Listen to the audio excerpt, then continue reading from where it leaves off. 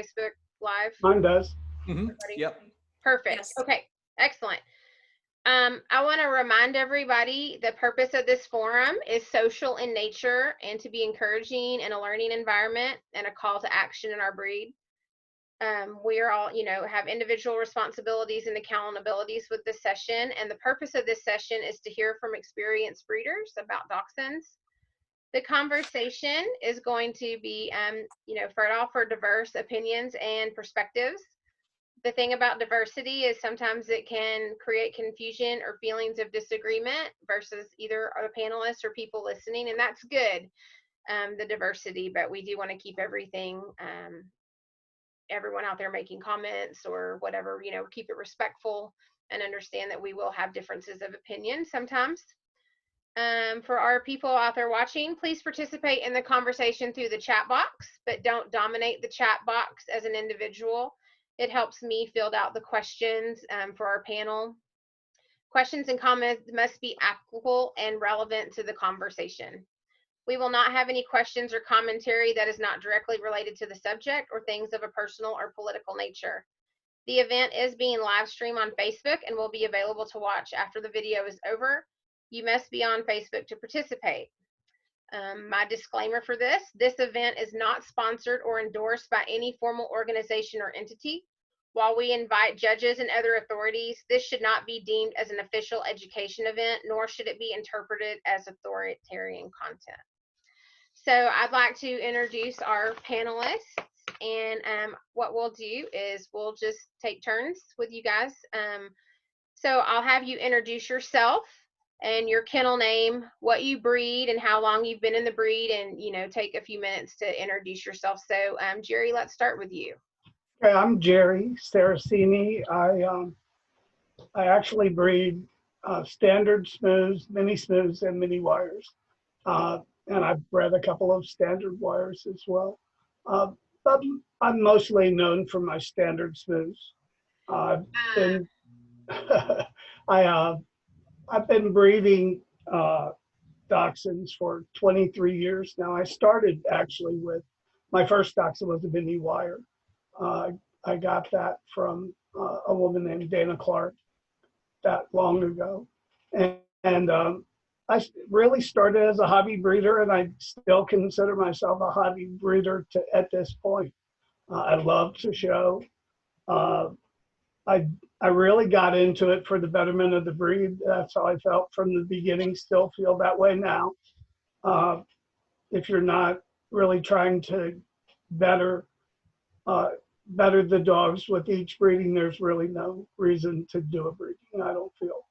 And I really enjoy it. Breeding is the part of the dog showing and dog experience that I enjoy the most. I really do like breeding. I like matching up dogs and trying to do better every time. That's the part I enjoy the most. My kennel name is Brownwood Farm, and we really live on a working farm. Most people probably know that. We have horses and dogs, and we still to this day do that, although I would like to get down on both dogs and horses. We're getting old, and we'd like to do less of that. Although really for both love and financial reasons, we still are doing both things. But we really do enjoy it, and I've enjoyed the dogs tremendously. Roger told me when we got together that horses were his thing and I should have my own. And I had done a little bit of dog showing, sort of like when the dog show came to town. I showed my own Old English sheepdogs, or what I had then. And I did that a little bit, honestly, really just when the dog show came to town. And Old English weren't going to work here on this farm. I live in Georgia, and we have a lot of red mud, and that wasn't going to work. And I babysat a long-haired dachshund, and the lady had gotten it. It was a judge, and she had gotten it from Dana. And I said, when she has another litter of dogs, would you please tell her that I'd be interested? And she did have a litter of wires, and I went over there and got that little mini wire. And it wasn't a show dog, but I fell in love, and that's when I fell in love with the breed. So that's how I got started. Excellent. Thank you, Jerry, and thank you for being on our panel today. Debbie, let's go to you. How did you get started and introduce yourself for us? Great. Good afternoon, everybody. I'm Debbie Krieg of Daybreak Wire Hair Dachshunds. I breed standard wire dachshunds. I actually bought my first wire hair in 1980, which speaks to being more senior, as Jerry refers to. But I actually, maybe came to this in a slightly different way, or maybe be interesting to hear from others as these panel discussions go along. I actually set out to buy a pet for my son, who was 5 years old at the time. And we had researched, and he happened to be allergic to dogs, and the pediatrician said you could have a poodle or you could have a dachshund. We really, having had a neighbor with a poodle, that really didn't appeal to us. And so we went out on a search for a dachshund. And through local inquiries, came across, this name may be familiar to some, Patty Nelson, from Solo Wire Hair Dachshunds, not to be confused with Paula Carter and Kim Vidrine of long hair solo fame. But Patty was one of the top breeders of standard wires in the country at the time. And she happened to live 20 minutes from me, and I didn't know that. She had a female available. She was 4 months old at the time. She was a daughter of Solo's harbor master, who is probably in, I would say, 99% of every standard wire hair dachshund pedigree if you go back far enough today. She was also a granddaughter of Westfall's Wandering Wind, who was out of the Peggy Westfall famous kennels. And I was just very fortunate that Patty had decided to take her breeding program in a direction to focus on Harbor Master, his mother, and others. And she had this other part of her breeding program that she really didn't have an interest, as strong an interest in continuing to. After we passed the interview, especially with a 5-year-old child, she allowed us to take that bitch home. First as my son's pet, but with an understanding that she would like me to consider breeding her and to show her. And so what I tell people often is what started as my son's pet became my passion for about going on 40 years now. So I learned a lot. Probably I would say the first 10 years of having that dog, I bred very little. I went to shows. I took shows that showed dogs of my own. We did okay, but nothing spectacular. And I was watching others around me, whether it was Patty Nelson and others, Kay Ladd, others really making a mark in the breed. And I started to think as my son was getting older and I was starting to fit in my career, how do I do more? And time went on, and started to take what I learned, went back to a vision that I had, something I fell in love with from the very beginning. And that really was the start of what I would say is more of my focus truly on breeding, that has brought my breeding program to where it is today.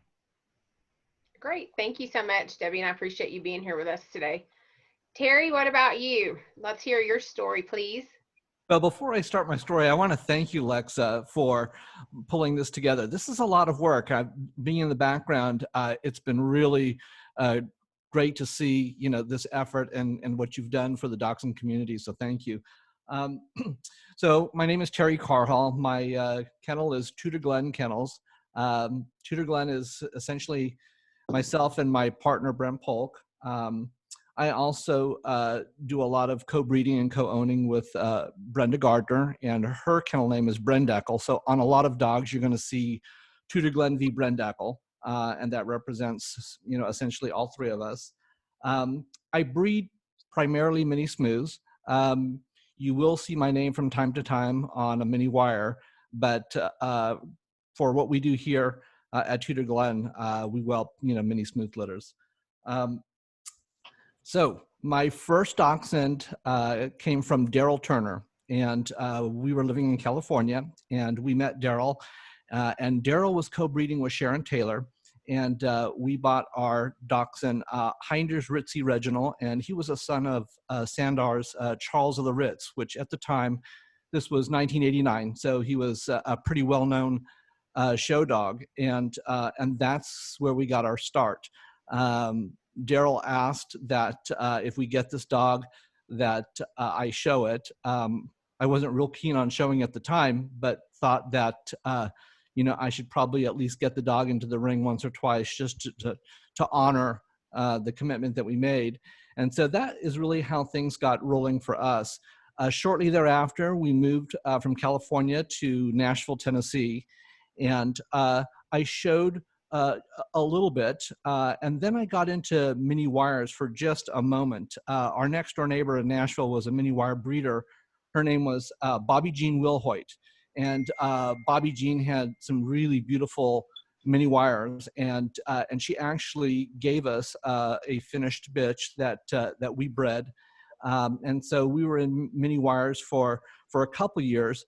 I think our main focus had always been mini smooths, and once I got into grooming wire coats, I decided that the mini smooths were really, those are the way for us to go. Hand stripping was not a thing that I was good at, and every time we would go into the ring with the dogs, we would have folks who would just say, "God, please take a grooming seminar or something," because they just look god awful. And so, we weren't doing justice to Bobby's dogs, and so we went back into the smooths, and that was about 2005.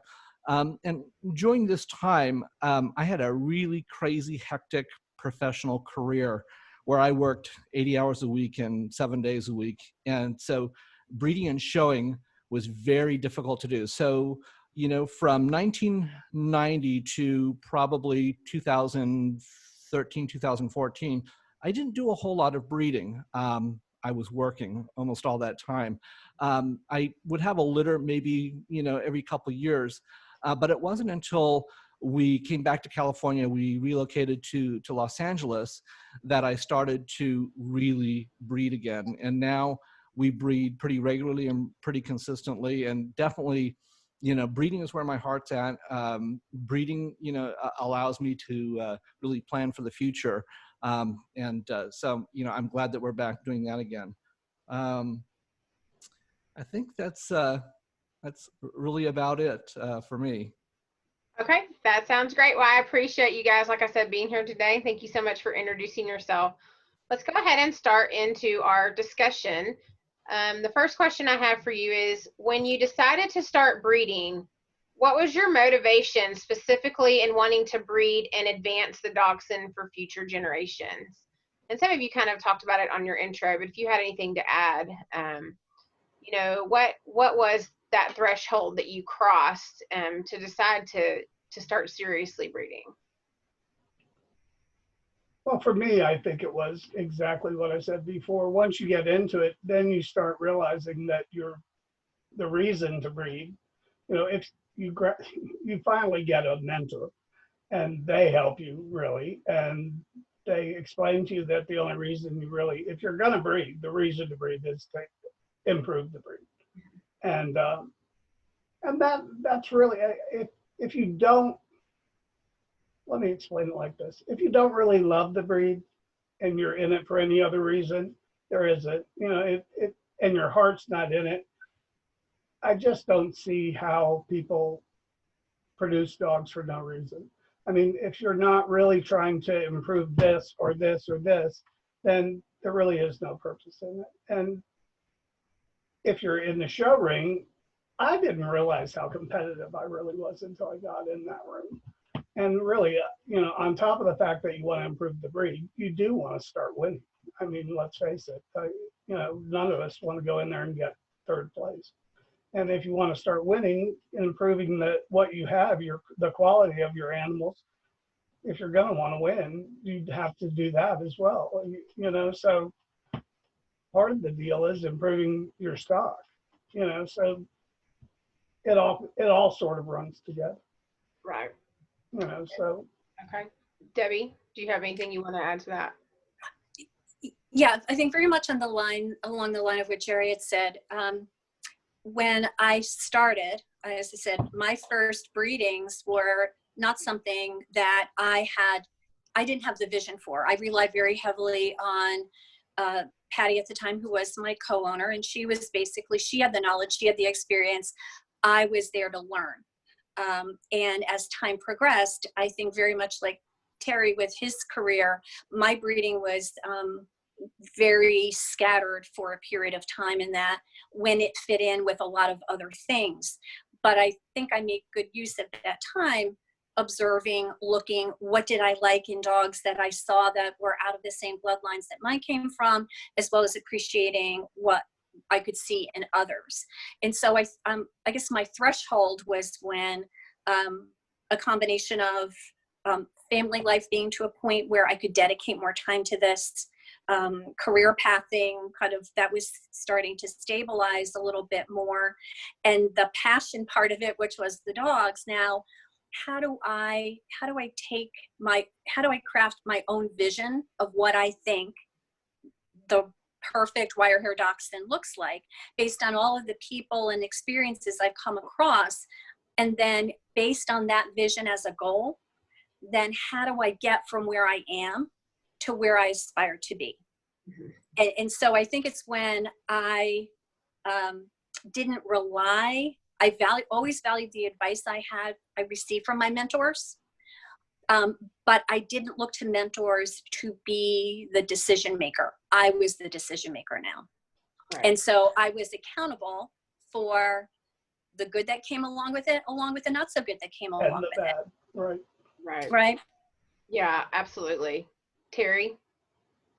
So for me, definitely accountability, I think, led to my first litter, which was Mini Wires, because we were given this beautiful bitch by Bobby Jean Wilhoit, and part of that was that we bred her, and because she was finished, she wanted her to be bred, in short order. With her help, she allowed us to select a stud dog, which of course we were familiar with California dogs, so we shipped the bitch back to California, and through that we had our first litter of Mini Wires, and so that was really the biggest influence in why we produced our first litter. It was a while from that litter until the next litter, and the next litter was Mini Smooths, and I think what helped push us along on the journey was that we purchased a show potential dog who turned out to be actually quite a nice dog, from Kevin Payne. His name was Connor, Lord Josh's smooth talker, and that's when we realized that we wanted to breed, because we really liked his type, we liked everything that we saw in this dog, and we felt that he had the quality and the merits to really kind of pass this along. And so at that point, it stopped being an accountability issue, and it became more of a vision. Excellent. Yeah, somebody just commented, I think it was Arvin just commented, he likes that word accountability. And I think that's really important to keep in mind, as we are experienced breeders, to keep accountable with what we're putting out there, because we can't keep everything. We're putting them out into homes and everything. So thank you guys for your thoughts on that. When you were exploring the world of dachshunds and decided to breed, who did you go to, and what was your experience like? The first experience was awful, and then I went to Chris Natali, and she was incredible. I mean, absolutely incredible. But she came to my house, and I had some really bad dogs, and she was very hard in saying, that's got to go, that's got to go. And but I was open to that, because I really did want to improve what I had. And but she was great. I mean, incredibly good in guiding my decisions, and still to this day, I think she breeds some of the best minis in the country. And absolutely, and she really, really, really was wonderful in guiding me. And I think she still loves teaching new people in the breed. I mean, she's really good at that. So my experience was really wonderful with her.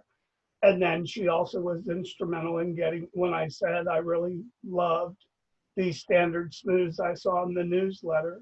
You know, I remember seeing the advertisement when Kay was about to breed Wing and Juliet. Mhm. And I wrote her a letter and said, these are the two most beautiful dogs I've ever seen. And I told Chris, I saw these two standards. And, you know, she was really my mentor in minis. And she said, well, at least you have good taste, you know. And I did write Kay that letter. And she was very instrumental in helping me and telling Kay I was a good person, you know. And I mean, you have to have that, you know. I mean, you have to have people that will stand up for you and say, you know, he is willing to show, and he is, you know, people aren't going to just give you a really good dog, you know, or at least most people aren't. You know, you have to prove yourself, like Debbie did. And that was wonderful. I mean, my experience was great. But I don't think it just happens. I think you have to get out there and prove yourself, which, you know, I was willing to do. Right. Debbie, what about your first experience when you were getting ready to start moving over to breeding? Yeah, I would say at that point, again, I had a good baseline of practices and things from Patty and her guidance and her perspective, but it's a perspective. It's not the only perspective.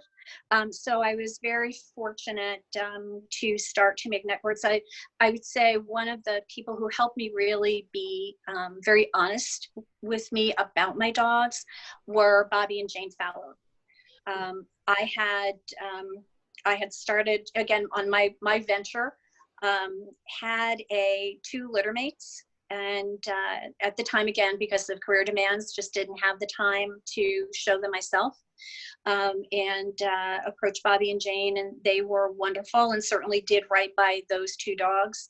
But really, Bobby being very frank and honest about what he thought their assets were, what he thought their faults were. Because I think the toughest thing when you're starting to breed, when you're going to take that first step for yourself, is if you're going to do it, you have to be able to go in with your eyes wide open, and you have to be able to acknowledge the good that's there.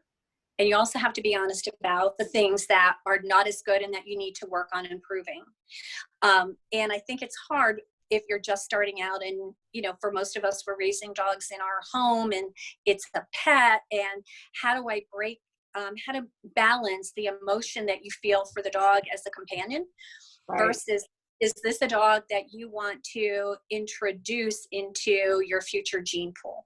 Right. And so having that feedback was really very, very important. And I'll always, not only finishing the dogs and some of the adventures we had along the way doing that, but just that perspective, that just very honest assessment of the dogs, I think was invaluable. The other person I would just call out on, so that was helpful to open your eyes and take a look at what you have. But then the other person I would mention is Mike Reed. Mike Reed's, a very good portion of his bloodline came from some of the dogs that were behind my foundation bitch, who had the style of dog I aspired to. And Mike was very helpful again. You know, some pretty good conversations about what he thought my dogs had, where he thought my dogs were lacking, how he thought some of the dogs that he had bred and were behind some of the dogs available now might be able to assist me. So again, I would say, I think I was fortunate. I never really had anyone turn me away, think I was crazy, dismissed me. And I think it was because I was there. I would ask questions. I wasn't an unknown, and I was willing to listen. So I think it's, don't go in being defensive. Right. If you're going to ask someone's opinion, be ready, make sure you're ready to hear it. Right. And that, and it's an opinion, it's an informed opinion. But you also have to, you know, incorporate that and balance that with what you think is well, but you have to really go in with open eyes and open ears to take in what people who have been around longer than you have been are able to tell you. Excellent. Thank you so much. Terry, what is your opinion on that? So, my timeline, I would look at this as, for me, 2005, when I got into mini smooths to really breed. I will say that there were a couple doors that were closed, but now that I look back on this, part of it too, I think, is persistence. If you have really developed your eye and you know your type and you know that a particular breeder, or maybe it's a handful of breeders, are breeding, what you want to breed and what you want to show, you've got to get in front of them and you've got to be persistent. You've got to let them know, on a very regular scheduled basis that, this is why, I want your bloodlines, I want your dog. And I didn't have the confidence to really do that. I think I was thinking about, what my type looked like. And I knew that breeder A and breeder B and breeder C had my type. But they didn't know that. And I think that's how I probably would have approached it differently. With the one breeder that did have a very open ear and actually was instrumental in getting with Kevin Payne and eventually purchasing my first show dog was Chris Natale. And we were both in the state of Tennessee, and she was extremely helpful. And, I wasn't sure where that dog was coming from. I knew that Chris, had that type that I was after, and so did Kevin Payne.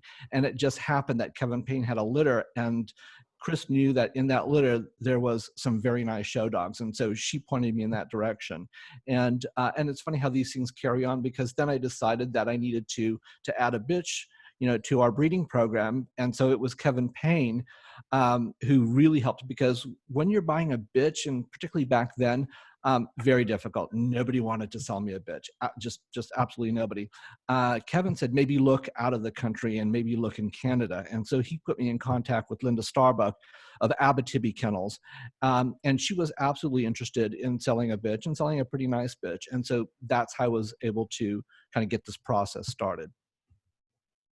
Excellent. Thank you so much. There's a question that's come in over the feed, and I'm going to segue just a little bit while we're talking about this.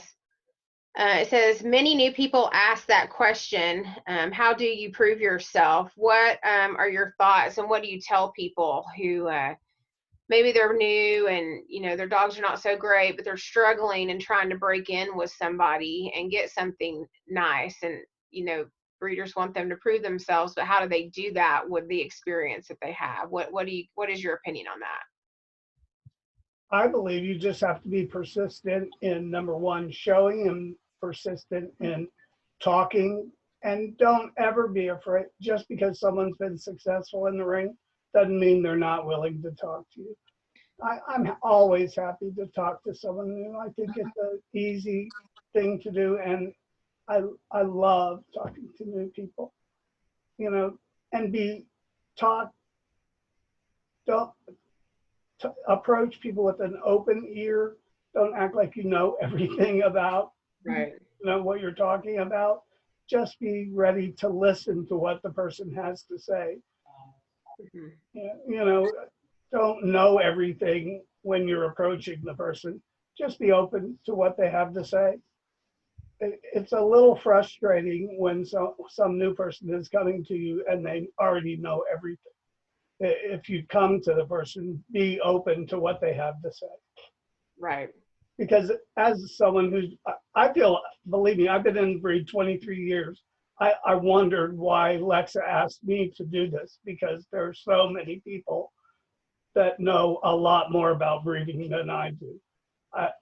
So someone who's been in it for 2 years coming to me, I would rather them not come to me if they already have all the answers.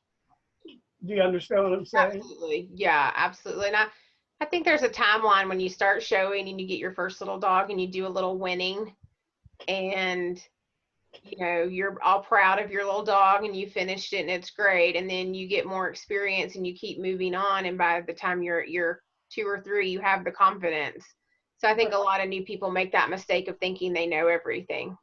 I feel like I know nothing in front of a lot of people, believe me. Absolutely. Every day. Me too. does anybody else have any advice on that? I kind of feel that way, like Jerry. I feel like you have to have a lot of grit, Mhm.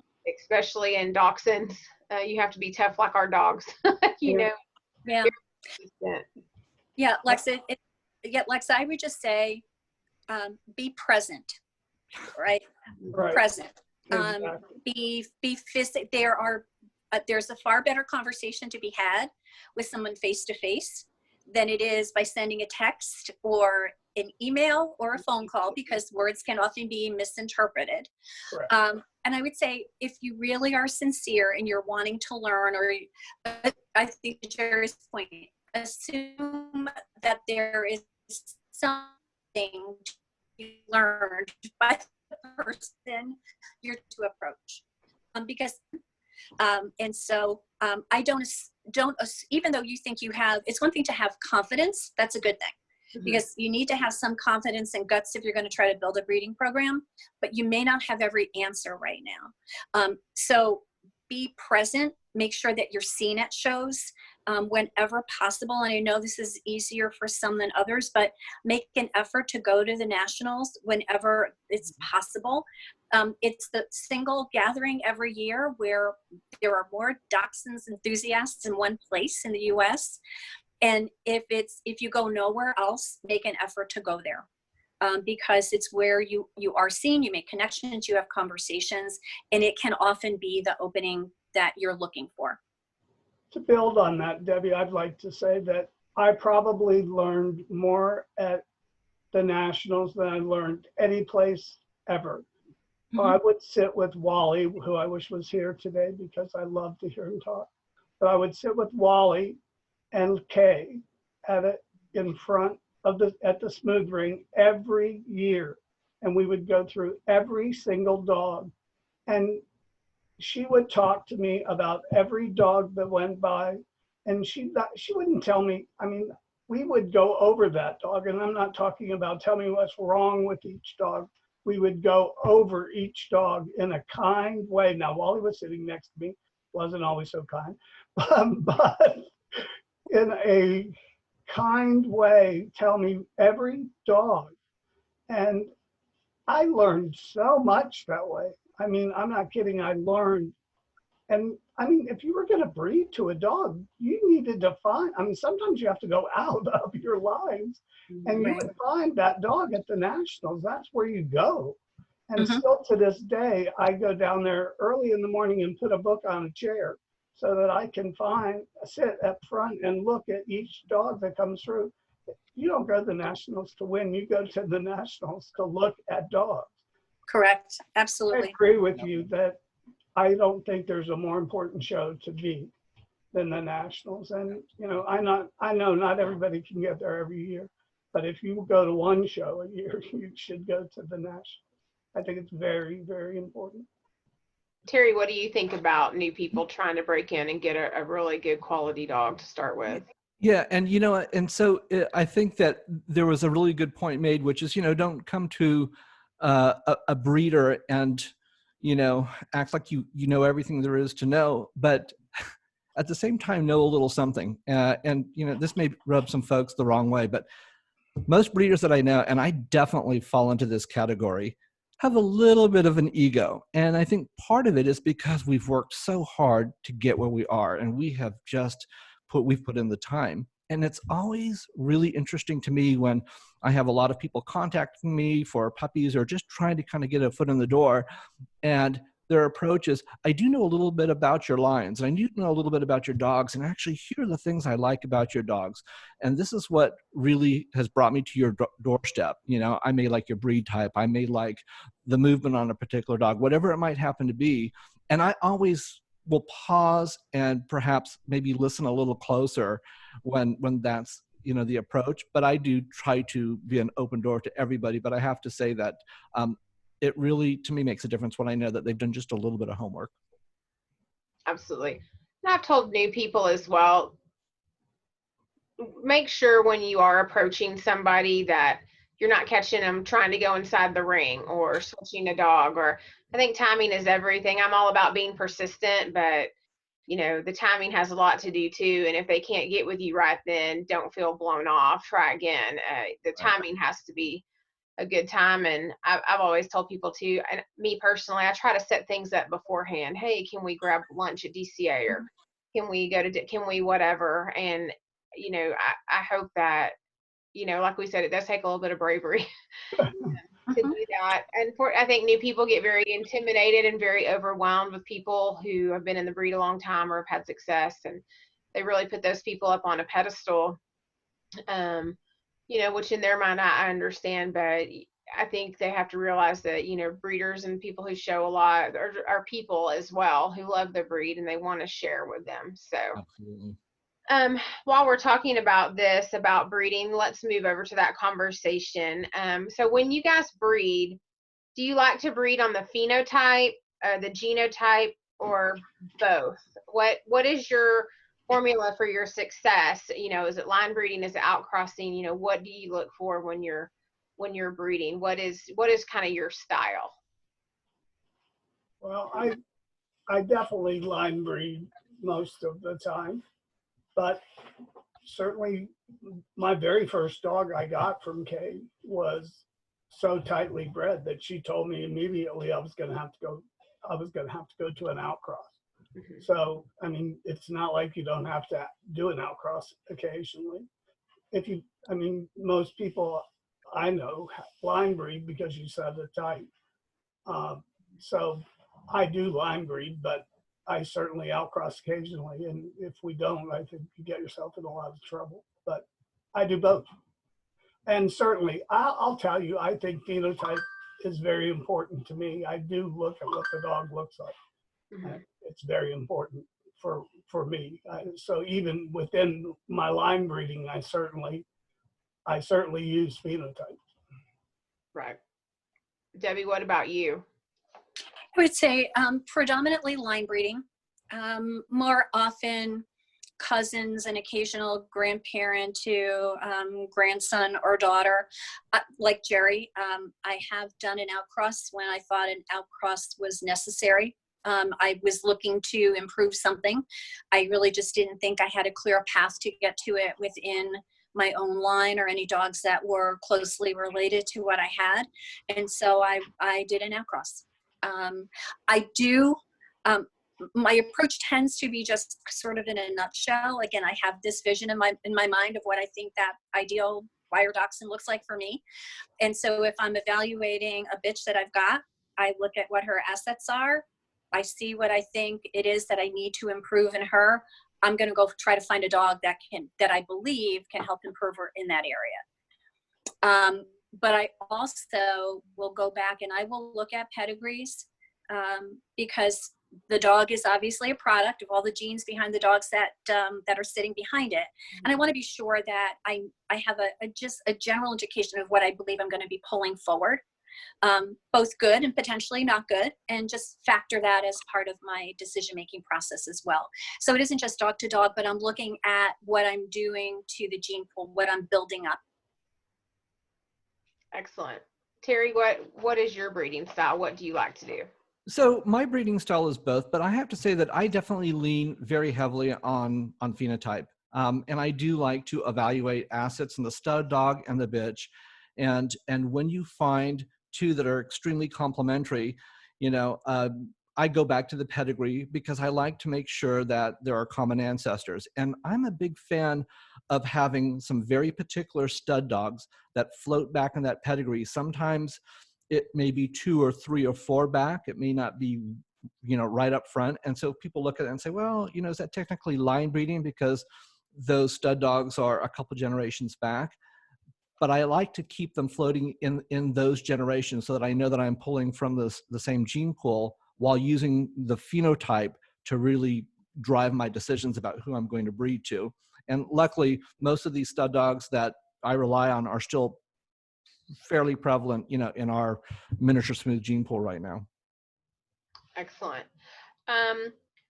What are things on a dachshund that can be improved or fixed in a breeding or a few breedings, and what is nearly impossible? when do you not throw the baby out with the bathwater, and when do you feel like you need to scrap something and start over?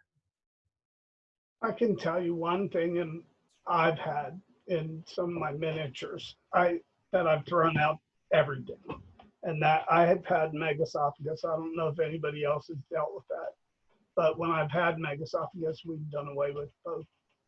I've just not ever used either parent inbreeding again, and that's, I've thrown away both dogs and just placed them as pets, and that I've not ever tried to breed around that, just because it's been so horrible when I've had it Mhm. that I'm afraid. So you can say I've thrown out the baby with the bathwater there, but I've bred around other problems, so I can tell you I've done both things. Right. Now, as far as, fixing some things in one generation, I think you can, fix some things, but you're not going to fix a front in one generation. Right. Fronts are very, very difficult in dogs. If you get a good front, you better hang on to that, Right. because a dachshund front is something that is hard to get and very easy to lose. So a dachshund front is something that I don't know about the two of you, but it was a very difficult concept for me to even understand. It took me a long time before I even understood a dachshund front. Mm-hmm. Mm-hmm. And then, I don't think it's the easiest thing. I think it's a hard thing. I think that's why we have so many judges that don't really get our breed. I'm sitting here, telling on myself that it was a long time before I understood it, and people explained it to me. It's just a long time before I looked at it and said, oh, that's what they're saying. So I get it, but it's a hard thing to get in your breeding program, and you could lose it in a minute. So you're not going to fix that easily. So don't think you are. Right. You agree? Agree. I agree, Jerry. It is the hardest thing. It's definitely because it's recessive, right? Good fronts are recessive. So, you're not going to breed a dog that comes from bad fronts and suddenly going to create a good one, Right. right? That's And just not a simple recessive either. It's right. not like you're going to do a good front to a good front. Always get all of them are going to have a great front. Correct. Right. So that's selection becomes the key then. Right. When you get it, you've got to make sure that the whole point of preserving and then making the right decision for that dog with the next generation. Correct. To try to lock it in. But Lexa, back to your question of, what can you fix in one breeding? I think you can improve heads, at least in my experience. You can put a prettier head on a dog. I think you can also, again, depending on stud dog selection, you can improve rear angulation in my experience. I think you can, add a little more bend to stifle if you're lacking it. Fix the tail. Right, you can fix Bring a tails, tail but down. I would say the front as well as the ribbing and heel, I think are the most difficult things to get and the easiest to lose if you're not including that in your selection process when you're looking for your next stud dog. Yep. I agree. Okay. Yeah, and I pretty much agree on all those points too. Definitely, the head. The other thing that I have found that I can correct in a generation is movement, and that was one that I was really worried about because I was having some movement issues in the line that I was working with, and I really wanted something just a little bit more dramatic and a little different. And I was actually able to fix that in a generation. Like Jerry mentioned, if there are serious health issues, there's where the baby does go out with the bathwater, and I do a complete, U-turn. And there's one thing that I think is kind of middle ground and would be interesting to hear, your experiences on, and that's top lines. In mini smooths, we used to be all over the place. I think they've gotten a lot better. I know it's something that I've worked on, really hard, but wasn't able to do that in one generation. It actually took me two generations. I don't know where you guys fall on that one. Well, it's something Diana and I work on still to this day. We we have a roach that we get, and it goes away sometimes, and it doesn't sometimes. And we hold puppies for a long time because of that issue. Mhm. And, you know, it's just something we deal with, and it's there.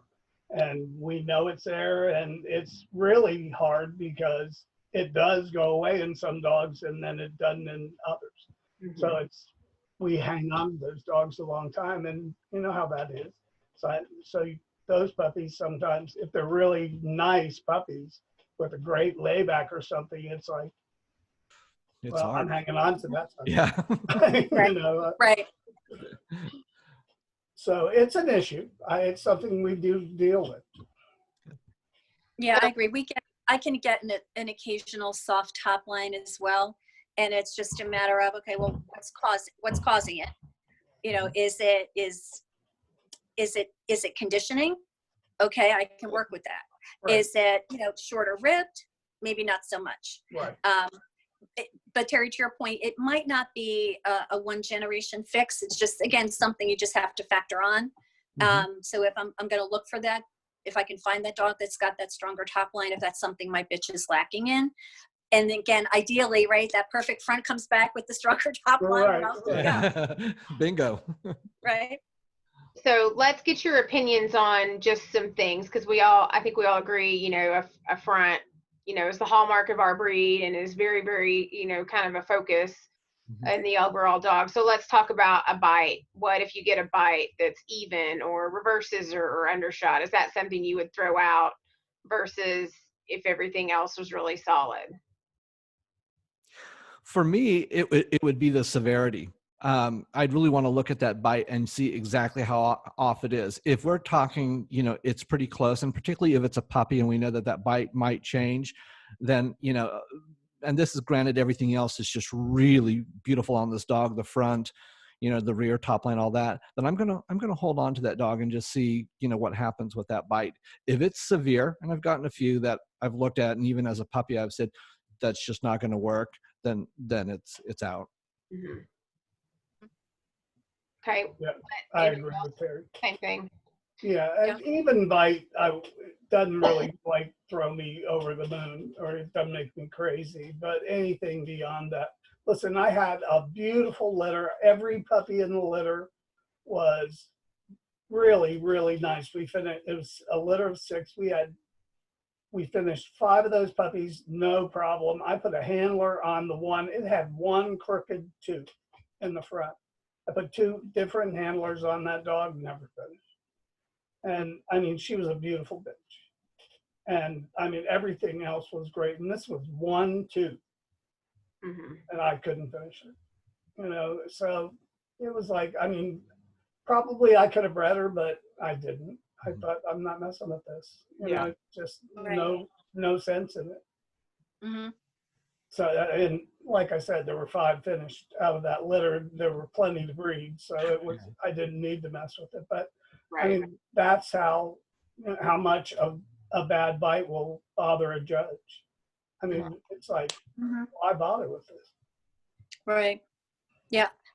I will grow out level bites because I do find that they often will correct themselves.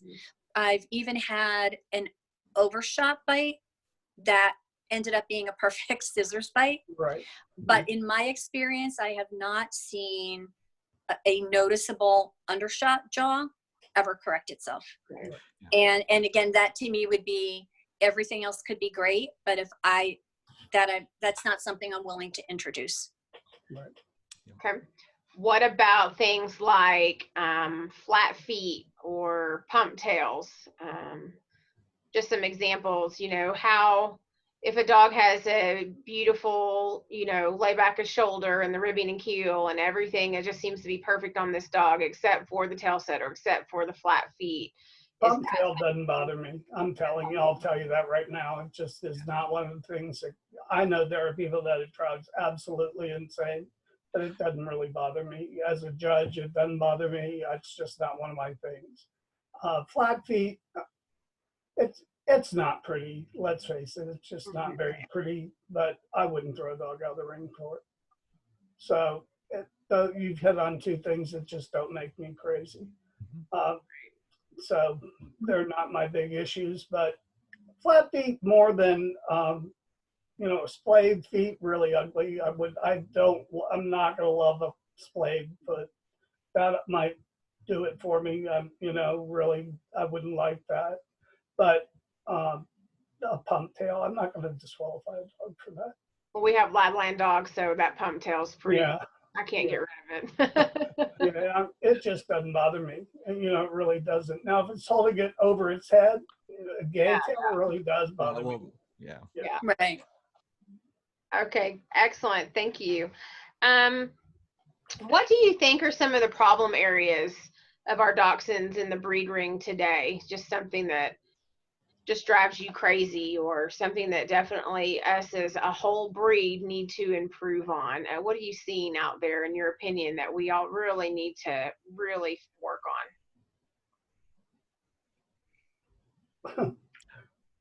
I just think fronts are horrible right now. I really do. Yeah. That was my first on my list. Yeah. Yeah. Mine too. Mine too. Yeah. I think it's to see the fronts that are set so far forward. That Yeah. right, Jerry, that the front legs are literally falling off the front of the dogs or to the side of the dogs. It's just shoulders are into the neck.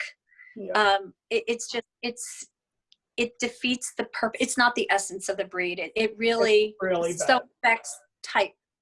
on? And like I said, I honestly do believe that a lot of people just don't get it. It's very difficult to understand. I get that. But I think a lot of judges and I think a lot of the people that are breeding the dogs don't understand it. And that's,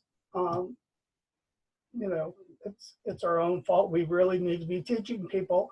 And like I said, it was very hard for me to understand it. So I do understand why, but we need to do a better job of teaching, each other.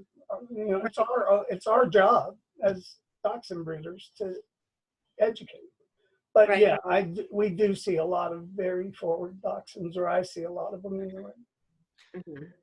And I think my perspective is minis. I am always looking at other minis in the ring, and I'm always evaluating, minis that I see online. And that forward shoulder, forward front is definitely the most pervasive thing that I think that we have to deal with right now in the minis. Well, it's not just minis. Many. It does seem to be everywhere. And I think one of the frustrations is these dogs are being awarded in the ring. I know as a judge, and Jerry, you can attest to this, they want us to give ribbons out and, award points to these dogs that, maybe are not so great. They want little Rosa to go get her little ribbon at the dog show.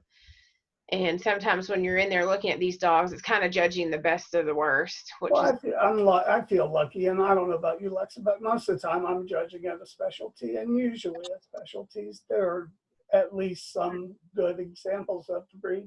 So I feel fortunate enough that usually I've got enough good examples of the breed that I can give some good dogs, award good dogs. Yeah, absolutely. Okay. How, I know a lot of you said, you line breed and all of that. One of the questions that came in through the feed is, how would you build a pedigree from scratch or find older bloodlines? Let's say you've hit a wall in your breeding program, and you have to go, a different place or something else. What would you do what do you do if you're new and what? Joyce said this to me, and I think she's right, that like I just went to Phoenix, and he was a very tightly line bred dog that I went to. And I think that was an important thing for me to do, was to go to a tightly line bred dog when I went out. And it worked very well for me. I'm very happy with the puppies I got. And I didn't realize that was an important thing for me to look at, but Joyce Warren said that to me, and it worked. So I will tell you that that was a bit of advice I got from her, and I think she was right. Okay. Yeah, I'd like to comment on, oops, sorry. I'm sorry. Go ahead, Terry. No, I love going after older bloodlines, and there's one reason in particular, because a lot of times these older bloodlines are connected to older dogs, particularly if it's just a line that was really popular maybe 10, 15 years ago, and then started to lose popularity. But those older dogs, you've had an opportunity to see what they're going to do in terms of progeny, what they're producing, what health issues might flush out. Yet you're still tapping into those bloodlines that you're after. And so that would be my recommendation. If somebody is looking to change direction and pick up an older bloodline, I mean, if you're fortunate enough to find frozen semen, that's great, but I think that's a pretty difficult avenue. I would not discount, there's some very, really wonderful older dogs that are still producing that will allow you to tap into those older bloodlines.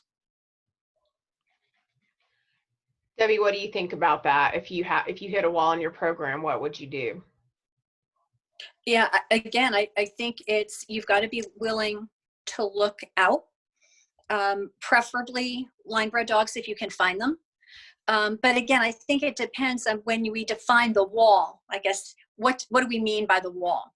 Right, because that could mean a lot of different things to a lot of different people. Right. Right. So I guess, so if I say that, let's do a hypothetical.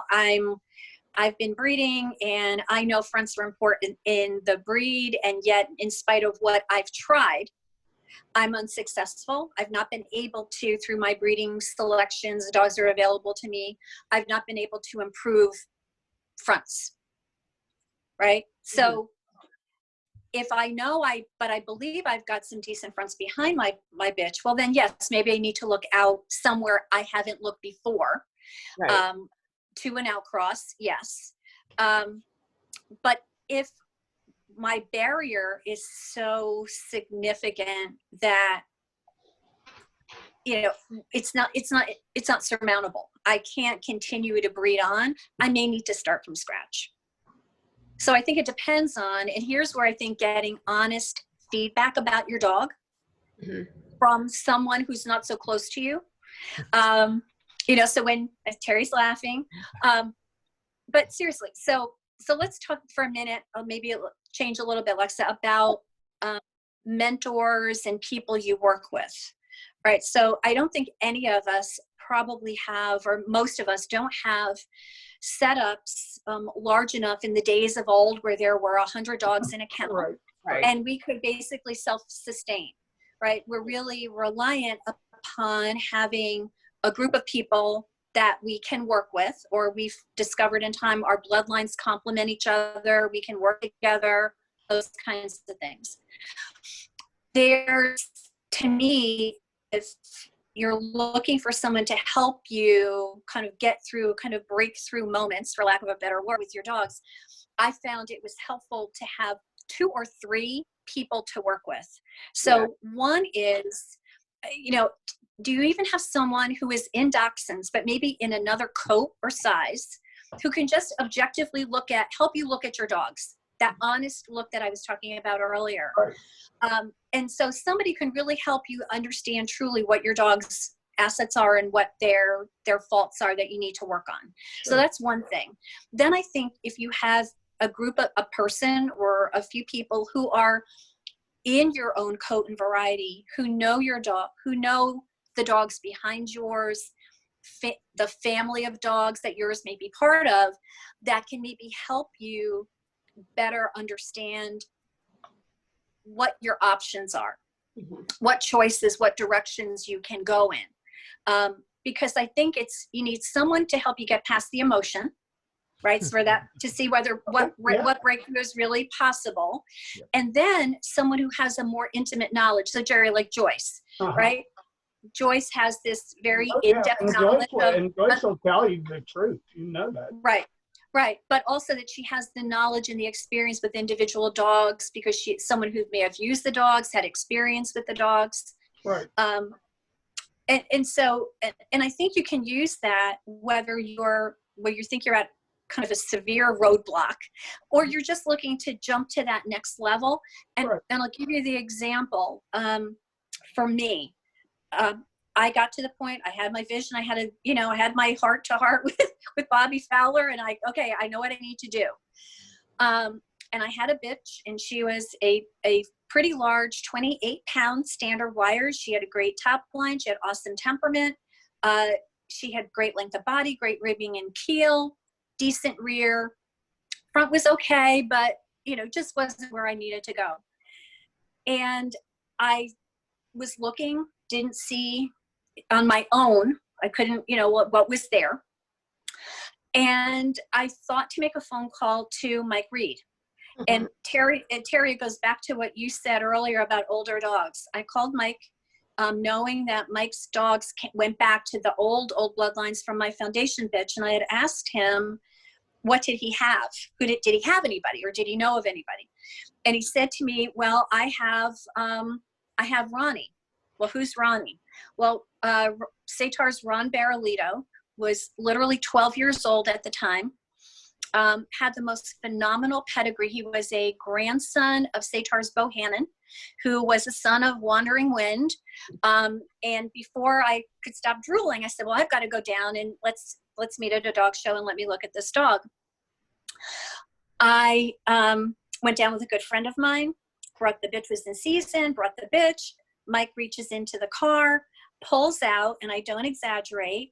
So now my 28-pound bitch, he pulls out a 22-pound, very small, slight male. And I'm like, oh my God, what do I do? What do I do? How do I turn and run, or what do I say? And I looked, and something in my gut said, you know what? This is a time. So I'm going to break my rule of phenotype. I'm going to breed to the pedigree. Mm-hmm. I did.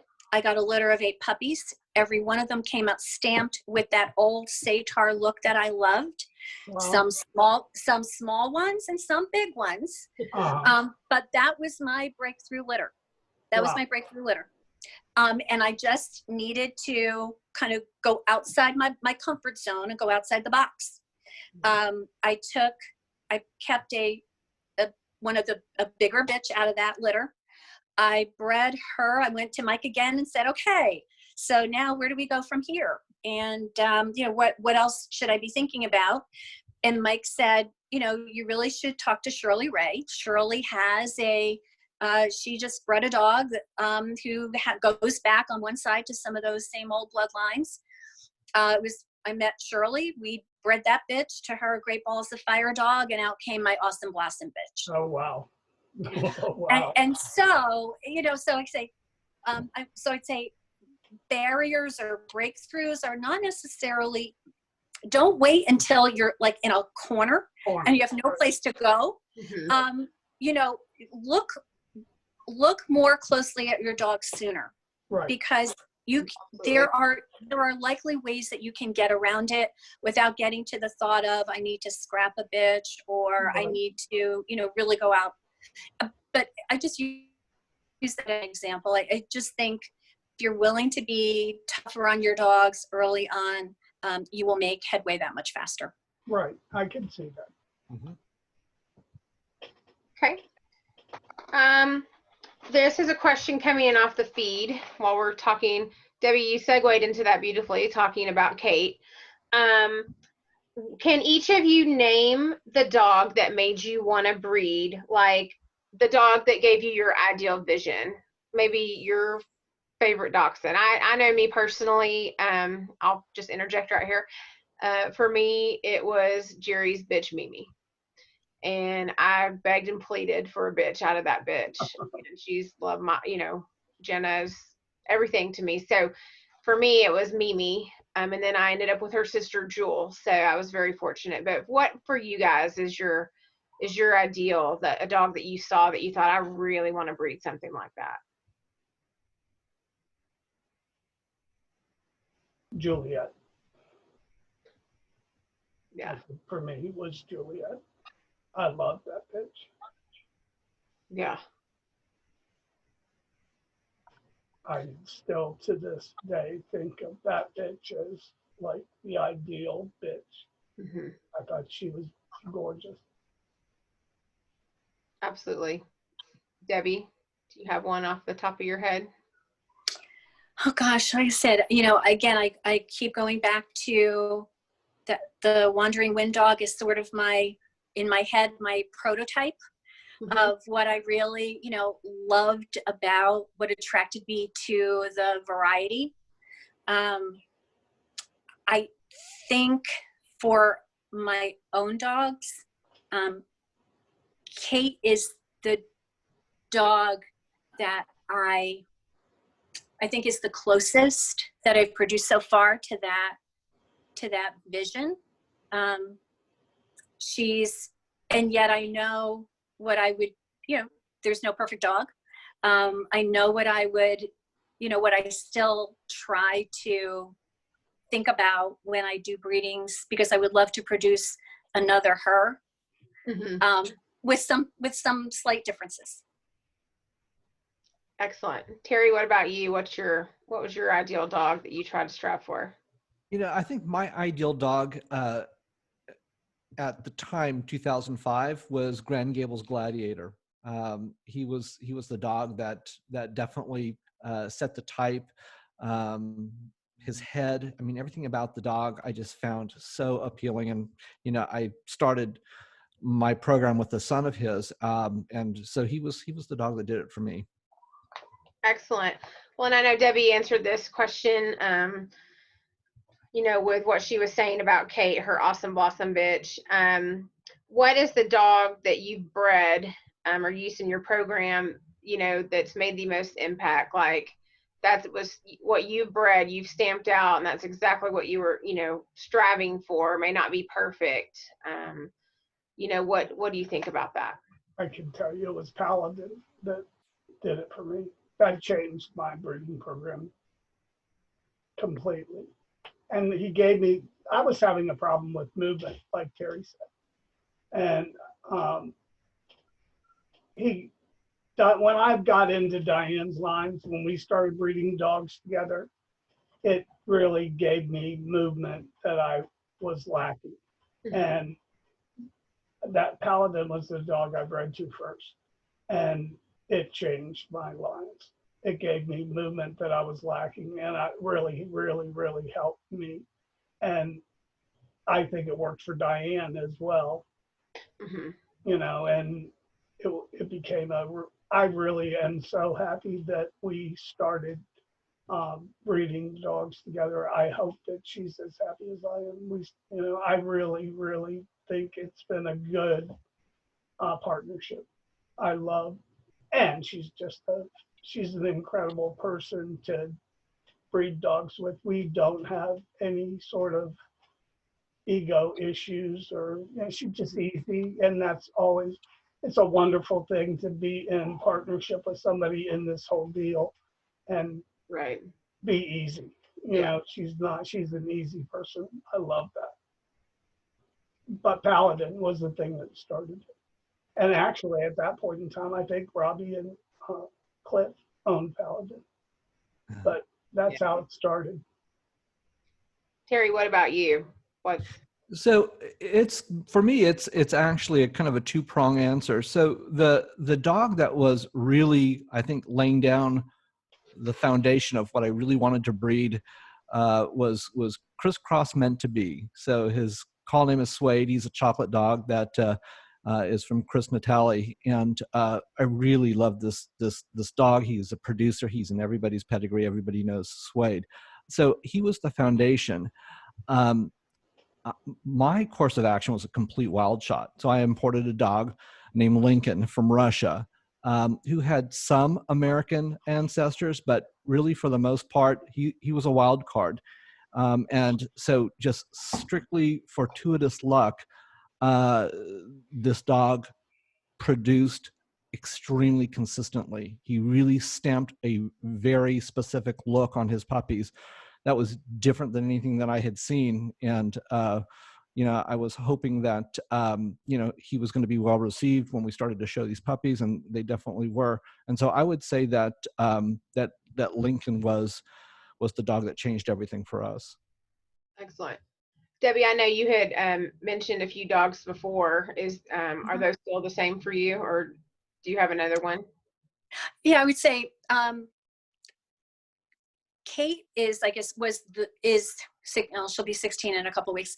The show dog of my dreams, but actually her mother, who was Daybreak's Painted Daisy, she really was was the producer. So not only did she produce Kate, who went on to what she had accomplished, but she also, again, I had bred her to one of Shirley Ray's dogs, Tom Cruisin' On, and she produced, out of her, I got Daybreak's Classic Cruiser. Cruiser himself now lives happily in the UK, and he will be 15 this year. But Cruiser actually produced the winner's dog and winner's bitch at DCA. He's gone on to produce a number of maybe not the accomplishments of his half sister in the ring, but his ability to produce on. And so I attribute that back to their mother. Excellent. Let's talk about something else that can be an issue in our breed is temperament. So how important is temperament to you, just owning these dogs when you're breeding, when you see them in the ring? What are your thoughts on dachshund temperament? I think it's incredibly important. I really do. I'm very lucky that I have dogs with great temperaments. I don't know, a lot of it, I consider a lot of it to be that we've always had a lot of kids here at the farm, and my dogs have been raised around a lot of kids. But I also have always, with the standard smooths, especially, I've had K's dogs, which from everything I understand had good temperaments anyway. So I've been very fortunate to have dogs with good temperaments, but I love that. It's not like I've never had any that are shy. I have, but I, you know, I I don't particularly like a shy dog in the ring. When I'm judging, it's one of the things that I don't really tolerate well. Is a shy dog. I really don't. So I don't want one. I don't like them. I do everything I can in my power to not have them, but I have had them, and I don't particularly. I would do everything I could not to have one. And I'm lucky enough that most of my dogs have great temperaments. I'm very lucky that way. Debbie, what is your view on temperament? Yeah, very important. They are to be bold and courageous. I do think it's part genetic, part environmental. And so the whole effort of sensitizing and giving them new experiences as best as you can when they're young becomes critical. Also a factor in making breeding decisions. It's one thing for a dog who's, I'm going to say, quiet. To me, there's a difference between a dog who's quiet and laid back versus a dog who's fearful. And then you have the bunch that, tend to make the best show dogs when they've got that big, oh my God, look at me kind of super attitude. Mm-hmm. But temperament has to be something you factor into when you're going to breed. Yeah. Terry? Yeah, and for me, as Debbie just mentioned, it's actually two-pronged. I actually separate out temperament and attitude, and I try to look at them as two different things. And, I think mini smooths for the longest time, our rap was that we just didn't have the best temperaments. And, I think that's true to a point. I think that our temperaments now have come a long ways. Critically important to me. But the added layer to this is not only having a dog that, can be happy and well adjusted in the ring, but I do like to see that next level of a dog that's confident and a dog that moves purposefully. And that's something that I think that's a tough thing to find, and it's a tough thing to breed for. So that's part of my focus as well. But yes, very important. Excellent. Let's talk about general health with dachshunds. As you know, we have dachshunds that are built. They are, a chronoplastic dwarf type of breed, so they're long and low. And one of the things we have to worry about, our backs and other things. What is your thought on our, general dachshund health? What do you think are issues we need to be looking for? Things we need to be improving, or, concerns in the area of dachshund health? Well, I guess the same issues that we've always had. Back, seizures, what else? PRA, all the things that we've always had issues with. Right. Debbie or Terry?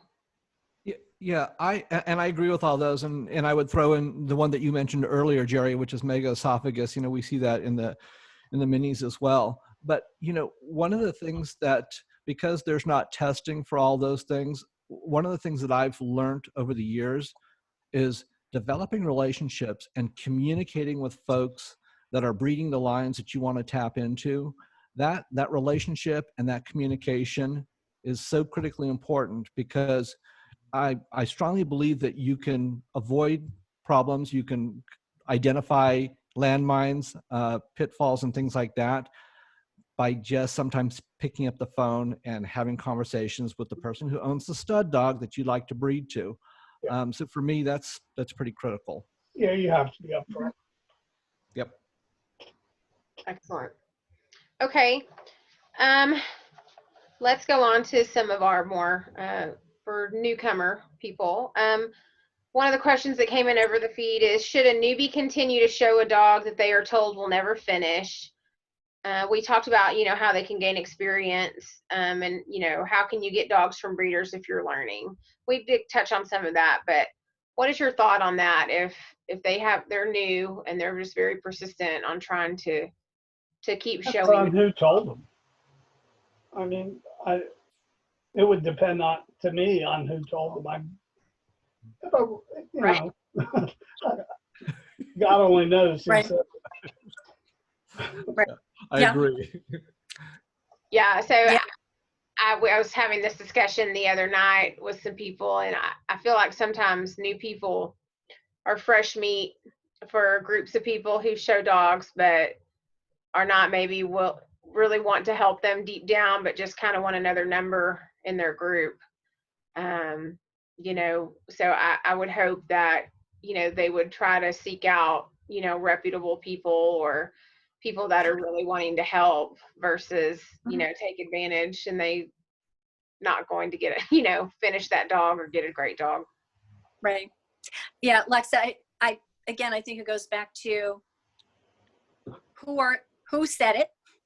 And again, who said it? And then if you're not sure, or, get a second opinion. But again, this idea of maybe talking to someone outside your coat and your variety to get someone's unbiased opinion. That's a good idea, Debbie. Right. So that would be number one. And then number two, if someone is truly new, if it's a marginal answer, then the question to the individual is there something to be gained by showing a dog just to gain practice in the ring? So that may be another reason.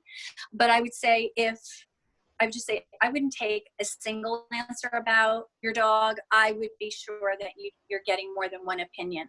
But try to go outside if you're a circle, because there may be hidden motives. Right. Always hidden motives. The other interesting thing that we've seen here in Southern California as of late is we have a new wave of new show folks. And, I think that most of them are actually getting pretty decent dogs, and they're showing up with what I consider a dog that is finishable. We had one dog that showed up, brand new folks and really nice folks, and this dog had a severe structural issue. And we all looked at the dog and said, oh gosh, that's a problem now, and it's probably going to be a problem in 2 years. That's probably going to be a pretty devastating problem. But the dog never got excused by the judge, and nobody wanted to have that conversation. And so that was kind of the interesting topic. Should we talk to these folks and say, not only will you not finish the dog, but there's something pretty seriously wrong, or do you just leave it alone? Did you know the breeder, too? I didn't at the time, and it actually took a bit of research. I didn't have a catalog and all that. And so, so I found the breeder, and not a California breeder, somebody back east.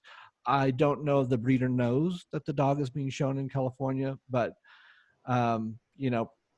maybe a responsible thing would be to reach out to the breeder and say, hey, I've seen this dog, and maybe you should reevaluate the dog just to get an idea of what the dog is about. And I would guess that the breeder would probably pick up on the issue pretty quickly. That happened to me. I had a dog go to California, and when I sent it, top line was fine, but it developed a horrible top line. And the people, people from Southern California ended up telling me, and I asked the people, I actually sent them another dog and asked them not to, show that one. I didn't ask them for the dog back, but they ended up finishing the dog I sent and then still showing that dog for a long time. But she was showing it to her granddaughter, liked showing the dog. And for years, people from Southern California were telling me about this dog, horrible dog I sent out there. But, the granddaughter was enjoying showing it. And it was fine, that the dog got shown. It didn't bother me, but it was really bothering people out there. And I promised it. This was not your dog. This is actually very, very recent. I'm just saying that, certain circumstances can happen, but right. And like I said, it might be worth a call to the breeder that, absolutely, they might want to know that this dog is out there and being shown because they could do something about it. Right. Because until somebody told me, I didn't know what was going on. So right. That's true. And how hard is that? How hard is that for you as a breeder when you sell something as a show prospect that, has beautiful potential and you don't see it for a while, it's not in your area, and you get those phone calls or those pictures from honestly, it wasn't that bad. It's something you could take care of. I was happy to send them another dog.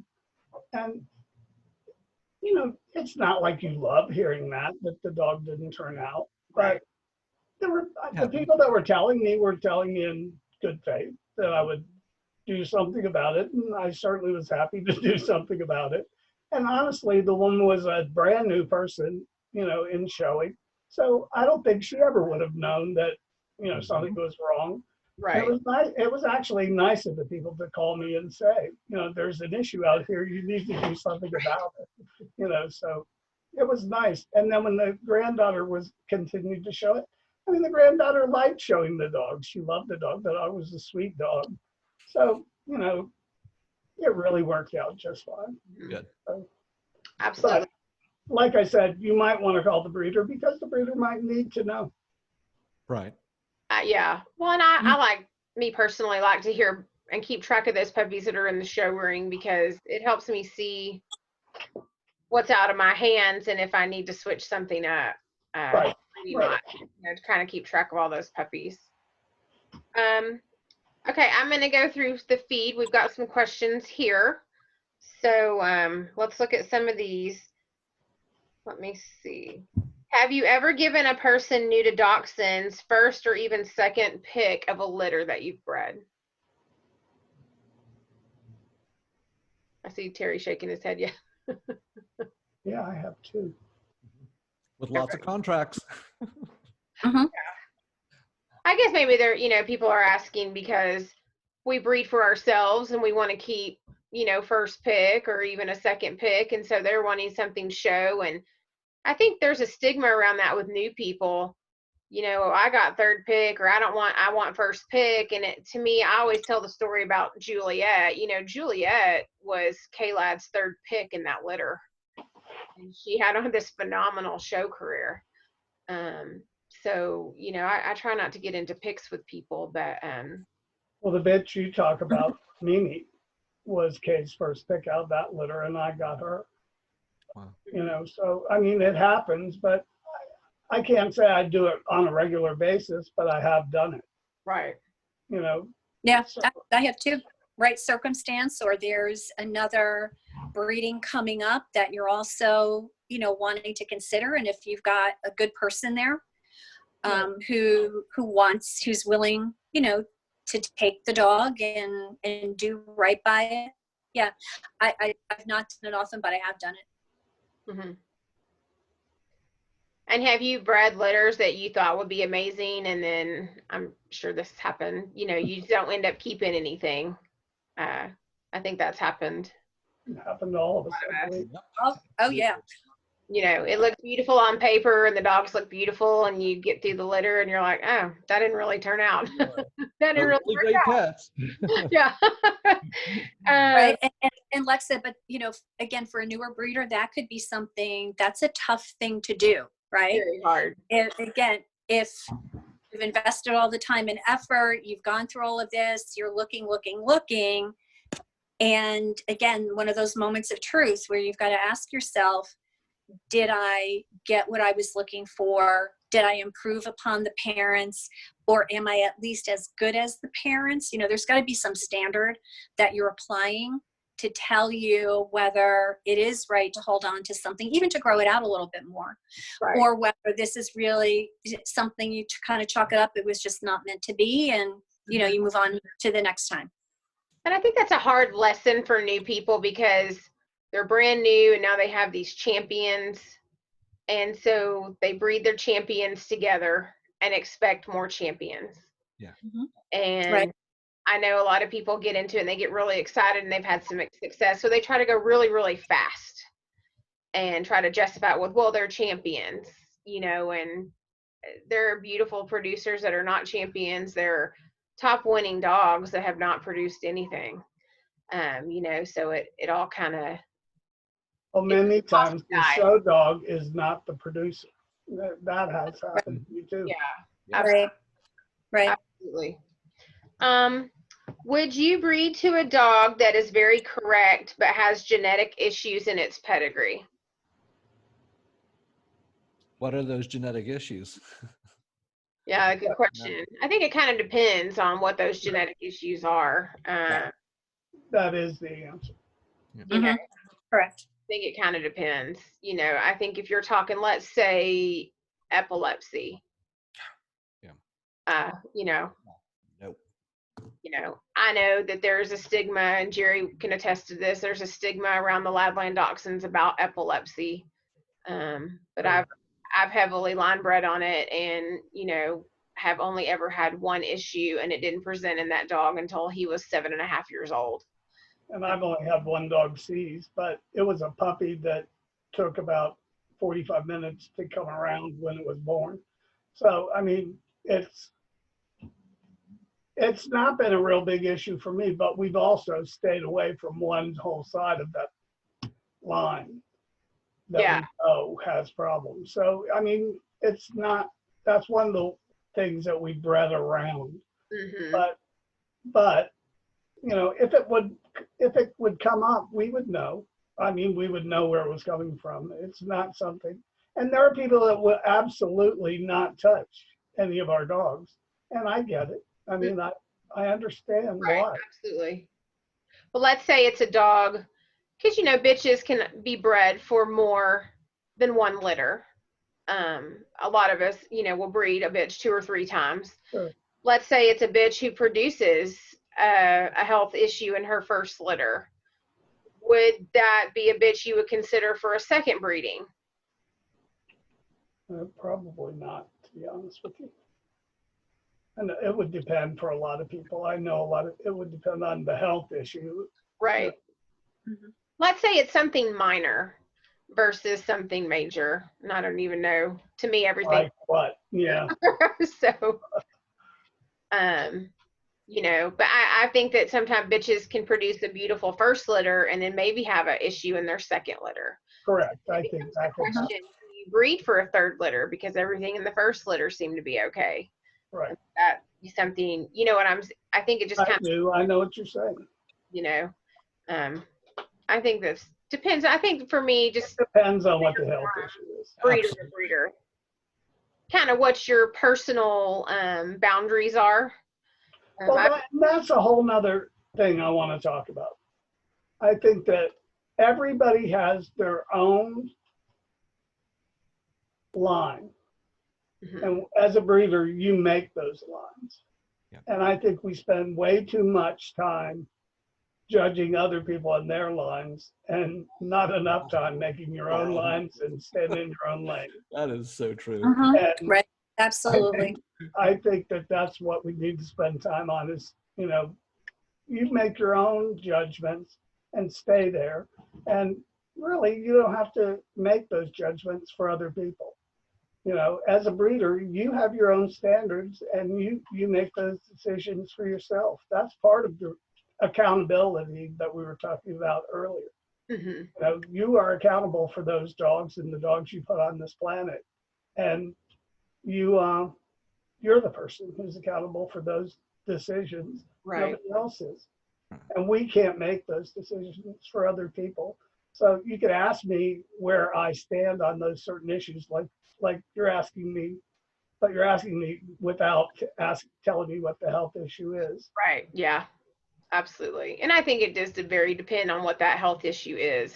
Correct. And honestly, I have to make those judgments for myself. So does every other breeder. But I don't have the right to judge you for those decisions. And I don't think you have the right to judge me for those either. Absolutely. Okay. What are your thoughts with, and this is kind of going back to health, what are your thoughts with doing all the health screenings? I know some breeders like to do heart or patella or some of the thyroid. What are your thoughts, if you don't mind sharing about I personal? don't mind. If someone wants to breed my stud dog and wants me to do any of those screenings, I'm happy to do it for them. Anything they ask me to, I'll be happy to do. If that's what it takes for them to use my stud dog, I'm happy to do it. But if they want, any health test that doesn't give me a definite yes or no, I'm not going to do myself, to be honest with you. Right. I'll use myself as an example. I don't do the hearts unless I feel a need. I don't do patellas, I don't do eyes. I feel like some of our health problems in our breed are coat and variety specific, like La Flora and Mini Wire. I know there's something going on with them right now. I don't feel the need to go out and have my standard smooths tested. For La Flora, I don't think you do. Right. So that was just a question that came through. Terry or Debbie, do you guys want to share anything on that you feel comfortable with?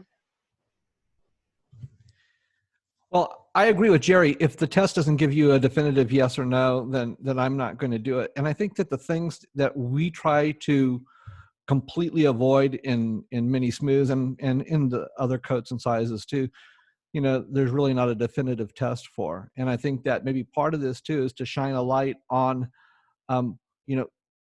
is there a genetic test or is there something coming down the pipeline? For instance, you guys mentioned epilepsy, and there could possibly be a test for epilepsy if the dachshund community got together and really focused. And I think part of it has to do with funding too. But those are the things that I shine a light on. The health issues that are super serious that don't currently have testing. IVD D2 as well. There's not a genetic test yet for that. Right. Yeah. Excellent. Let's switch over. We have such a diverse breed that not only can do all kinds of different activities, but they come in all kinds of different colors and patterns. What do you guys think about, not the colors or anything, but how should we educate our judges and our people out there on colors and patterns? I have been very honest and upfront. I don't know a lot about different colors and patterns. I recently added a chocolate to my pack, and that's everything I can do just to keep up with her. And so I couldn't sit here and say, oh yes, patterns or colors. What do you guys think about that?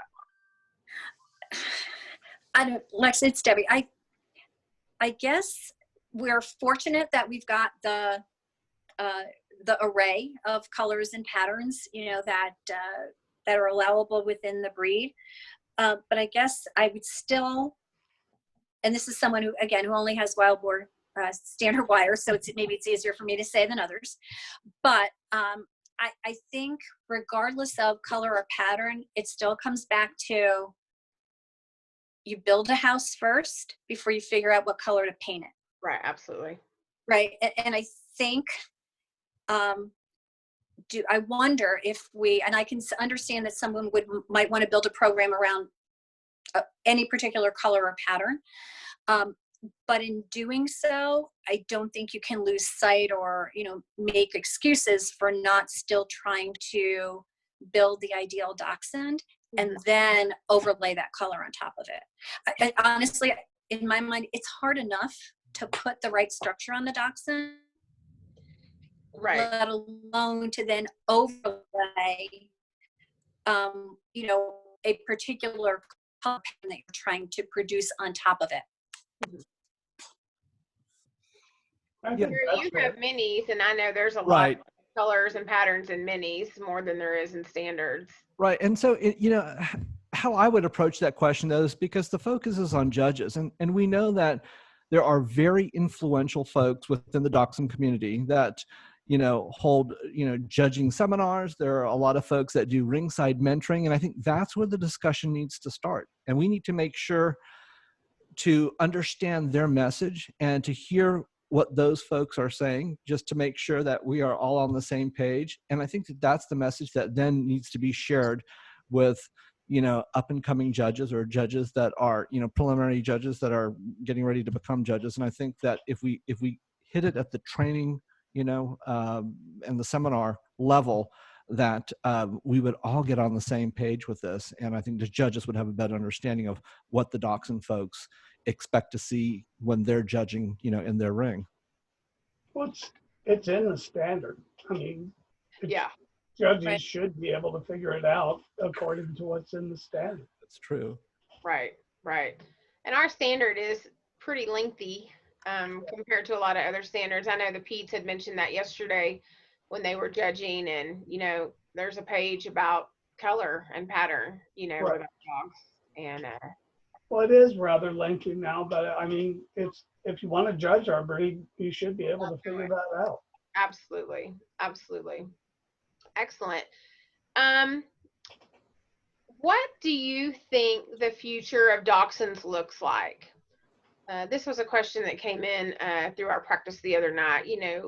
Who are we wanting to hand this to? What is the vision? What is the future of our breed look like? I think some of our newer people who have been breeding 10, 15 years appreciate where we've come from. But they don't want to live in the past. What are we doing to move forward? What are we doing to help our dogs, our dachshund, and what do you think the future of dachshunds looks like? Can I start with this one? Yeah, please. This is my soapbox for the day, so hold on tight. Okay, good. I think that, and Lexa, you and I were talking about this a couple days ago, as we look around and we, look at the general age group of folks that are in dachshunds and, who are pushing the breed forward, we're all getting a little older, and we're wondering, who is this next wave and who is this new wave of folks that are going to take this baton and they're going to run with it. And I think that we have to start with inclusivity. I think that we have to maybe rewire how we approach new people. I think we really need to go out of our way to make sure that everybody is included in the conversation, the group, the club, whatever it might happen to be. Because if we don't, we don't have a future. I mean, I think our future is behind us. And I think the second thing is to actively recruit. And that's what we're doing in Southern California. And I see a lot of my, fellow breeders in different coats and sizes actively go after folks. And some of them are pet folks who have bought a pet or two from us. And we ask them how they feel about maybe getting a show puppy and being introduced to the show world. And surprisingly enough, we've had folks say, I'll give it a shot. I'll give it a try. And to me, that's a triumph. And in fact, where I am in kind of this stage of life, it's a bigger triumph to bring a new person into the breed and get them started and get them showing and get them breeding than it is to, finish a dog or, have a, best in specialty show dog. It's that new person. So I think that's where we start. And we all, have got to be an ambassador of the breed. Absolutely. Absolutely. Debbie, what do you think the future Dachshunds looks like? I say question mark. If we continue doing what we're doing, I would say maybe there's a question mark in terms of who carries on. But to Terry's point, and I go back to what I said about myself, my first Dachshund, I went looking for a pet. Mm-hmm. And, sometimes I hear current conversations, well, oh, it's only a pet or it's only a pet person. And I would just say, we may not know where that next person to really kind of take this on and carry it forward may be. They may not be. And so the point of, as we're selling puppies and putting them into companion homes, having the conversation, getting those people involved, encouraging them to come out and watch a dog show. And then I think, as much as we certainly know the competitive juices flow at shows or whatever competition where we might be out in, there are maybe not at the moment, but there are typically spectators. What are we doing? How are we representing ourselves to that group of people who may be someone who has a young child who has potentially an interest in junior showmanship, that then, goes to do it. To be successful as a breeder, you obviously need to spend a lot of time internally focused, because it's a very personal thing. You're planning and you're looking and you're investigating, and it's all about you and what your next step is that you aspire to accomplish. But I think all of us, certainly me included, I think we can do a much better job of looking outward to say, where are the next group of people who can learn to love the breed as much as we love it today. Absolutely. Jerry, what about you? What do you think the future Dachshunds looks like? I think Debbie's right on. I think it's questionable. I've placed a few dogs with junior handlers. I know Arvine has placed some dogs with junior handlers, and that's all good. I would say the biggest part of this needs to be that we need to learn to be kinder to each other. Mm-hmm. I really do think that's a big part of it, because we're not nearly as kind to each other as we need to be. One other thing is that we need to think, as older people, what are we doing with our dogs as we get older? Do we have a plan in place for these dogs? Mm-hmm. Because you don't know what's going to happen. At least I have, there are two of us still, so that, we do travel together though, and you never know. So you really do need to have a plan in place as to where your dogs will go. And we do sort of, I know in my will, I've got a place for my dogs, but you do need to have that in place. But also, like I said, I do think we do need to be kinder to each other. So that's something I want us to think about. Right. Do be kind to each other. Yeah. Lexa, one more thing that just comes to mind as we're talking about this is, we've talked about, dogs we've gone back to breed to. The other thing I would just maybe put out there for everyone to consider is, if you are not currently thinking about frozen semen for your dogs, if you've got dogs that you have used successfully, others have used, if you are not collecting your dogs now, please think about it. So think of what we've talked about. We have that benefit. We don't have 100 dog kennels anymore, right? But we do have the opportunity to go in and tap into dogs if as breeders, we're thinking more conscientiously about legacies. So when we stop breeding, bitches' reproductive life is limited, but Right. the right stud dogs can really contribute to future generations, but only if people invest the time and the money to go ahead and get those dogs collected. That's a good thing to remind us of, That's Debbie. an excellent point. Yeah. Excellent. Okay, I'm going to wrap you guys up with one last question. You guys have been amazing today, by the way. Thank you so much for all your time. We're getting a lot of compliments coming in on the feed. What do you think for new people coming in is the most important thing they can do education-wise? You know, I've tried to start a Facebook group so we can compile all of this information, and I'm just putting things in there from my perspective on what helped me and what I think is important. Maybe share what you guys have come across or what you think is the most important thing for, you know, someone new coming in to educate themselves about dachshunds. Terry, I know you got a little goodie over there, so I'm gonna let you go first. Well, and you're going to laugh because it's the thing that you and I have talked about forever, but I agree 100%. And so, you know, I've got to show it, but you know, this, hopefully you guys can see from DCA, Yeah. the visualization of the standard, so that the standard is not just a lot of words and a lot of paragraphs, but saying, you know, most folks are visual folks, and then this really puts everything into perspective. So I would say this is your starting place right here. That is a good publication. Yeah, it's amazing. And Terry, you stole it. I had mine sitting here too. We're all on the same page. Okay, well, I Awesome. have mine sitting here too, so There you go. brilliant and- minds. Yeah, the other thing I would say, in addition, you have to know the standard. It's like you're on a field. Think about it, it's the game you're trying to play, right? This is what you're trying to do. And so you need to know what your end game is. This is your goal. You're trying to produce dogs that most consistently look like this. You can put your own style on them, but this is the game. The next thing I would say, in addition to understanding the standard, is to be able to have those honest conversations with your early dogs, with mentors, and finding mentors. And as I said, think about my experience, 2 mentors. Somebody in your breed, but maybe not in your coat or variety, who can give you honest, objective feedback about your dog, and someone in your breed and variety who can give you great feedback about the dogs behind your dog, help you make breeding selections, and those types of things. So having 2 good mentors. And I would also say a plug about mentors.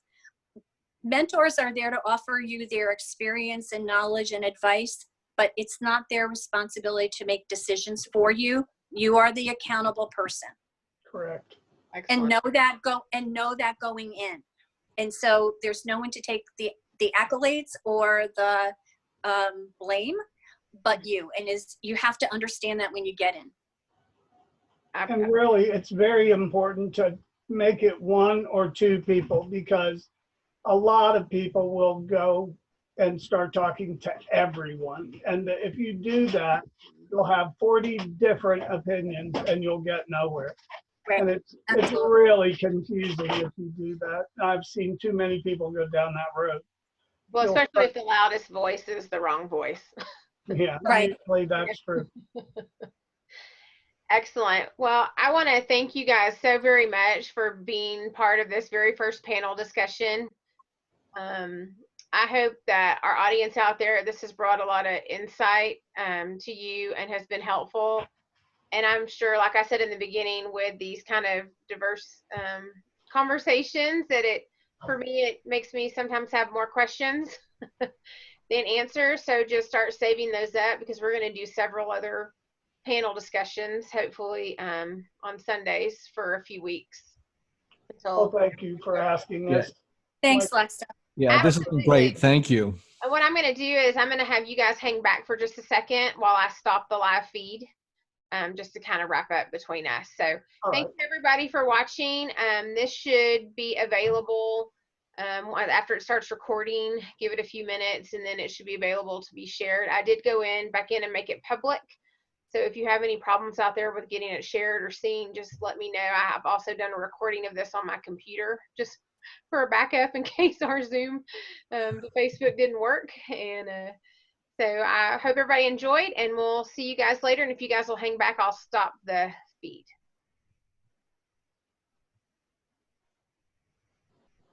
Make sure we got off. Hang on just a second. I think that we did. I hope Okay. it didn't bore people to tears. Oh no, my little thing is blown up. I haven't. Yeah, that's ended. Perfect. You guys are amazing. Thank you so much. Thank you, Lex. I Thank appreciate you. it a lot. I know everybody's fun. really excited about It it. was fun. I mean, it's not quite. It's been about 2 hours. You know, I told you it'd go a little bit faster than what we thought, and I've told you before. I just respect you guys so much, and I think you're all amazing, which is why I I appreciate you asking. first. So thank you. And like I said, it'll be back on. It's on Facebook. It's on my page and in the group. So feel free to share it wherever you want. If you have any problems doing that, just let me know. Okay, thanks. I probably Okay. won't look at it. It It's hard to watch. Go back and watch 2 hours is hard. Yeah. worth of stuff, but you know, I put it in the Docs Ed group that I've created. I'm trying to compile all. So if you think of anything education wise that you think would help anybody, feel free to post it in that group, and all of that good things. So Okay. Lexa, you have made such great time, or just time management of this this downtime, our self quarantine. I cannot believe how productive you've been in, you know, education and you know, the groups and particularly this. So it's a gift. It really is. I appreciate that. Yeah, it's the teacher in me. I'm like, I have to do something. Let's do something. There you Jerry, go. it was great to see both of you and you as It well. was great to see Thank you too, Jerry and Debbie. Yeah, it was an honor to be seated next to two great breeders like yourselves. You're Thank you. wonderful. Thank you, guys. All I right, all. appreciate you. All right, I'll see you later. Thanks so much. Take All care. right. baby. Bye. All right. Bye-bye. Bye. Bye bye.